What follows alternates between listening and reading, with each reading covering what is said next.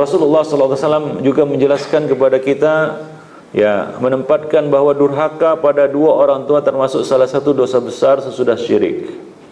Ya, dosa besar sesudah syirik itu adalah durhaka kepada orang tua. Ya, banyak cerita-cerita rakyat, mitos, ya, apa namanya di sini sebut cerita dongeng, ya. Bagaimana anak yang durhaka kepada orang tua. Kalau di Padang ada nama maling kundang, kan begitu, ya.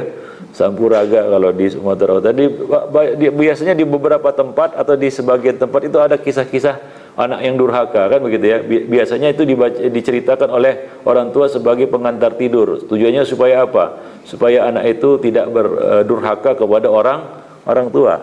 Nah, ya, tapi kebenarannya wallahu alam, kan begitu, ya. Tapi kita banyak lihat kejadian-kejadian dan realiti di dalam kehidupan, ya, bagaimana anak yang durhaka kepada orang tuanya itu hidupnya berantakan, hancur. Ya, sebelum dia dapat azab di akhirat, dia dapat azab di dunia. Nah, maka durhaka pada orang tua ini termasuk dosa besar dan dosa yang besar sesudah syirik.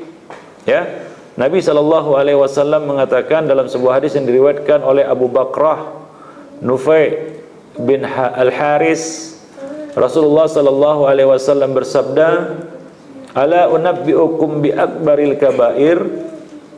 Ala unabbi'ukum bi akbaril kabair. 3 kali Nabi mengucapkan ini. Maukah kalian aku tunjukkan 3 dosa yang paling besar? Qulna bala ya Rasulullah. Para sahabat mengatakan tentu saja ya Rasulullah. Maka Nabi mengatakan al-isyraku billah. Yang pertama adalah syirik kepada Allah Subhanahu wa taala. Yang kedua, beliau mengatakan wa uququl walidain, berdurhaka kepada orang tua. Ya, durhaka kepada orang tua itu adalah dosa besar yang kedua. Nah, demikian. Jadi, ya, dan orang tua ini walau bagaimanapun keadaan mereka adalah tetap orang tua kita. Berapapun usia kita, kalau mereka masih hidup, mereka tetap adalah orang tua kita dan kita adalah anak.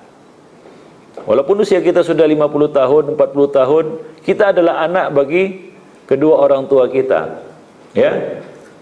Ada beberapa alasan sebagian orang merasa enggan, berat untuk berbakti dan mengurus orang tuanya, mendoakan orang tuanya. Salah satunya adalah karena kondisi orang tuanya yang jauh dari apa yang dia harapkan. Misalnya orang tuanya itu jauh dari agama, orang tuanya itu masih ahli bid'ah, bahkan mungkin orang tuanya itu masih kafir.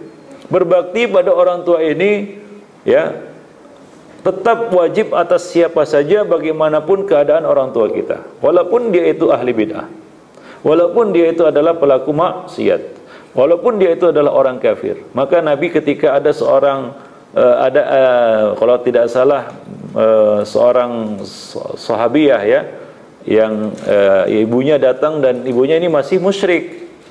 Ya, namun dia enggan, kalau tidak salah Ummu Habibah, ibunya masih musyrik. Ya, datang untuk menemui anaknya dan anaknya adalah istri Rasulullah SAW. Ia enggan untuk menemui ibunya ini karena masih musyrik.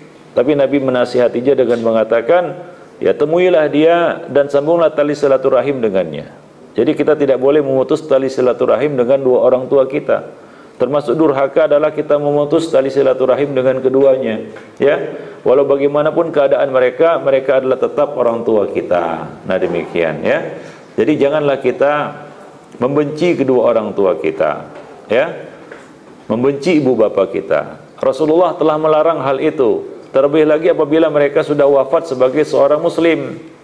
Nabi SAW mengatakan dalam sebuah hadis yang diriwayatkan oleh Abu Hurairah radhiyallahu anhu, la targhabu an abaikum faman raghiba an abihi fahuwa kufrun.